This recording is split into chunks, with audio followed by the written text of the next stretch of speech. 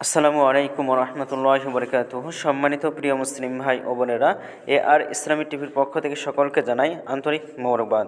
আজকে আপনাদের মাঝে আলোচনা করব 5 ওয়াক্ত নামাজের সময়সূচি, তাহাজ্জুদ সেহরির শেষ সময়, ইফতারের শেষ সময়, নামাজের নিষিদ্ধ ওয়াক্তসমূহ, সূর্যোদয় সূর্যাস্তের সময়সূচি এবং প্রত্যেকটা জেলা বিভাগগুলোর নামাজের সময়সূচি আপনাদের মাঝে আজকে তুলে ধরব। তো আজকে শুক্রবার 31শে জানুয়ারি 2025 ইংরেজি, 17ই মাঘ 1431 বাংলা, 30 রজব 1446 হিজরি। ঢাকা এবং পার্শ্ববর্তী এলাকার নামাজের সময়সূচিগুলো তুলে ধরছি। তারপরে অন্যান্য জেলা বিভাগগুলোর নামাজের সময়সূচি আপনাদের মাঝে আজকে আমরা তুলে ধরব। আজকে ঢাকা এবং পার্শ্ববর্তী এলাকার তাহাজ্জুদ এবং সেহরির শেষ সময় হলো 5টা 18 মিনিটে। ইফতারের সময় সন্ধ্যা 5টা 47 মিনিটে। আজকে ফজরের নামাজের রক্ত শুরু হবে 5টা 22 মিনিটে। ফজরের নামাজের রক্ত শেষ হবে 6টা 39 মিনিটে।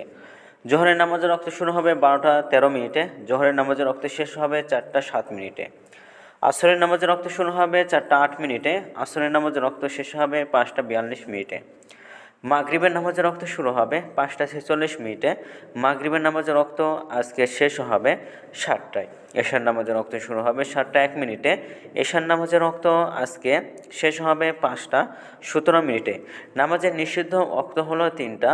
তো সকালে হলো সূর্যোদয় হবে, অর্থাৎ সূর্যোদয়ের সময় 6টা 40 থেকে 6টা 56 পর্যন্ত, এবং দুপুরে 12টা 7 থেকে 12টা 12 পর্যন্ত, এবং সন্ধ্যায় 5টা 28 থেকে 5টা 43 পর্যন্ত। তার মাঝখানে আপনার কোনো প্রকার নামাজ পড়তে পারবেন না।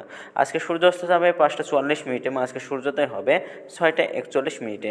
এই গেল ঢাকা এবং তার পার্শ্ববর্তী এলাকার নামাজের সময়সূচি। এখন আপনাদের মাঝে আলোচনা করব বিভাগীয় শহরের জন্য উল্লেখিত সময়ের সঙ্গে।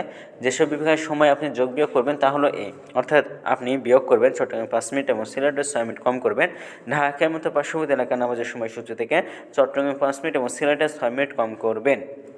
যোগ করবেন খুলনাতে 3 মিনিট, রাজশাহীতে 7 minute, Rangpur 8 minute, Barishal 1 minute বেশি করবেন।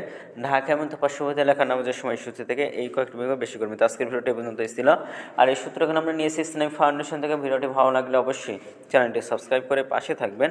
ধন্যবাদ সকলকে। আসসালামু আলাইকুম রহমতুল্লাহ।